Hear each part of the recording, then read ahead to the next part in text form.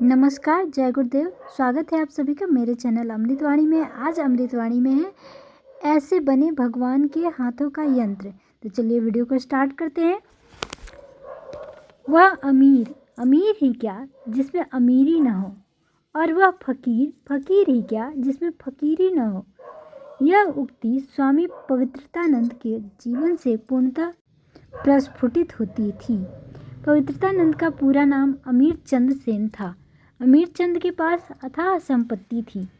नौकर चाकर, घोड़े, हाथी, सोना चांदी, हीरे माणिक्य आदि की कोई कमी नहीं थी उन्हें। उनका जीवन पूरे शान शौकत से बीत रहा था। वे काफ़ी पढ़े लिखे भी थे। उनके पास अच्छी खासी बड़ी उपाधियाँ भी थी। एक दिन उनके नगर में एक स्वामी जी का आगमन हुआ। अलौकिक तेज उनके रोम रोम से प्रस्फुटित हो रहा था। नगर भ्रमण करते हुए अचानक अमीर चंद के घर के पास वे रुक गए। या यूं कहें कि ईश्वर की प्रेरणा से उनके पांव वहीं ठिठक गए। उनके मुख से अलख निरंजन की मधुर ध्वनि उद्धृत हुई। यह मधुर ध्वनि अमीर चंद सेन के कानों में पड़ी और कानों से होती हुई क्रमशः उनके हृदय और आत्मा में उतर गई। अमीर चंद सेन अपनी हवेली से बाहर निकले। उन्होंने स्वामी आचार्यानंद के दिव्य तेज को देखा तो देखते ही रह गए। अब से पूर्व उस नगर में न जाने साधु फकीर के वेश में कितने लोग आए गए थे, पर अमीर चंद सेन के हृदय में स्वामी जी को देखकर ऐसी हलचल शायद ही पहली बार हुई थी। और हो भी क्यों ना, स्वामी आचार्यानंद सिद्ध महात्मा जो थे, वर्षों की कठिन तपस्या के बाद उन्हें भगवत दर्शन हुआ था। उनका आध्यात्मिक ओज, तेज और वर्चस्व देखते ही बनते थे। अपने गुरु के आदेशानुसार वे लोक कल्याण हेतु ही भ्रमण किया करते थे और आज उसी क्रम में अमीर चंद के नगर में पहुंचे थे। स्वामी आचार्यानंद जी को देखकर अमीर चंद के हृदय में काफ़ी उथल पुथल थी कि स्वामी जी नगर में किसी के घर पर नहीं गए, पर मेरे यहाँ ही क्यों पधारे। मैं तो भोग विलास में जीवन जीने वाला एक सामान्य सा प्राणी हूँ, फिर उन्होंने मेरे ऊपर इतनी कृपा क्यों की। यह सोच सोचकर अमीर चंद भाव विह्वल हो गए और स्वामी जी के चरणों में गिर पड़े। स्वामी जी ने उन्हें हृदय से लगा लिया और बोले, वत्स, तुम्हारा जीवन भोग विलास और अमीरी का प्रदर्शन करने के लिए नहीं हुआ है। तुम्हें तो भगवान लोक कल्याण हेतु अपना यंत्र बनाना चाहते हैं। उन्हीं की प्रेरणा से तो मैं यहाँ आ पहुँचा हूँ। उनकी इच्छा न होती तो मैं यहाँ आता ही क्यों। स्वामी जी ने आगे पूछा, क्या तुम अपना सुख, वैभव, अमीरी, मान सम्मान इत्यादि त्याग कर भगवान का यंत्र नहीं बनना चाहोगे? क्या तुम्हें ईश्वर के मार्ग पर चलने की अभिप्सा है, या अभिभोग विलास में और जीवन व्यतीत करना चाहते हो?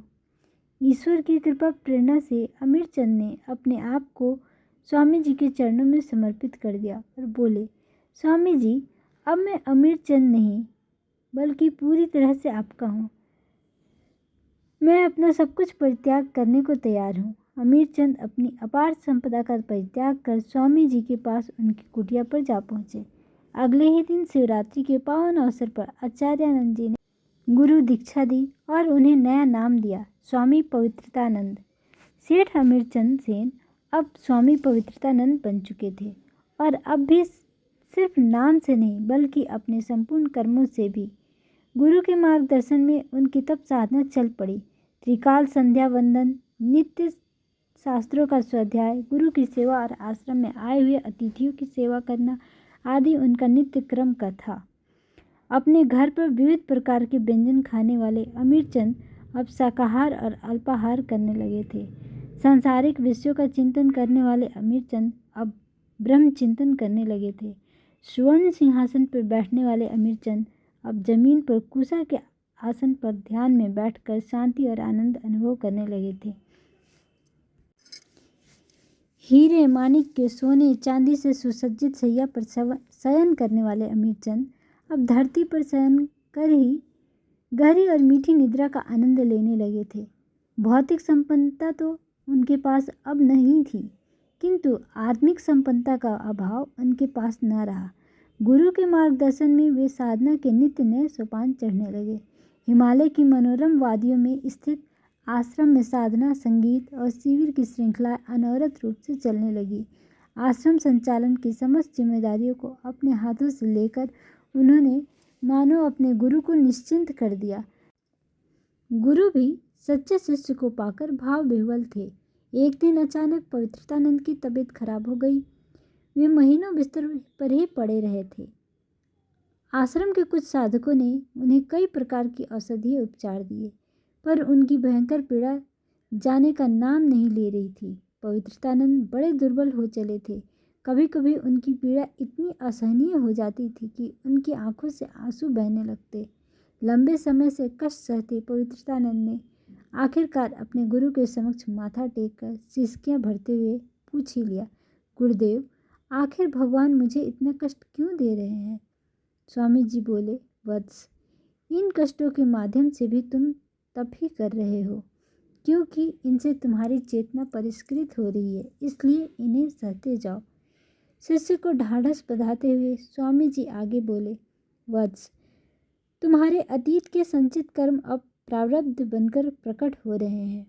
भगवान के मार्ग पर चलते हुए कठिन तप साधना करने वाले साधकों के जीवन में अनेक प्रकार के कष्ट और कठिनाइयाँ आते हैं। इसलिए तप साधना में धैर्य और संयम की आवश्यकता होती है और तभी साधना पूर्ण होती है और साधक स्वयं को भगवत कर्म के अनुकूल यंत्र बना पाता है। कुछ समय उपरांत पवित्रतानंद पूर्णतः स्वस्थ हो गए, मानो उन्हें नया जीवन मिला हो। वे गुरु के पास गए और बोले, गुरुदेव, अब मैं स्वस्थ हो चुका हूँ, अतः आप मेरा मार्गदर्शन कीजिए।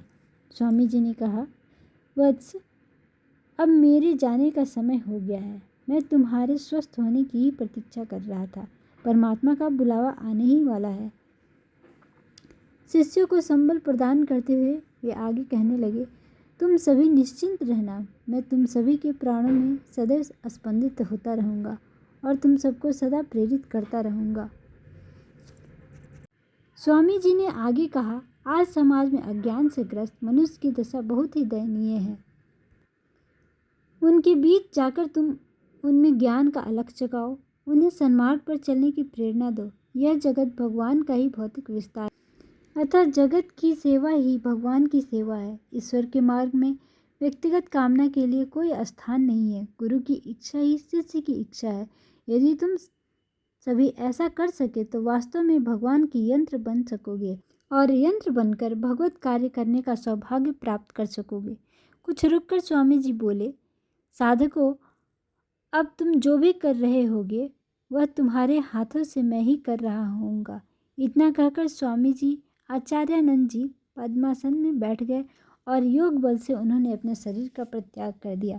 स्वामी पवित्रतानंद जी के आश्रम के अन्य गुरु भाइयों के ऊपर आश्रम की जिम्मेदारी सौंपकर गुरु कार्य के लिए निकल पड़े। स्वयं को अपने गुरु का यंत्र और निमित्त मात्र मानते हुए वे आजीवन निष्काम कर्म करते रहे।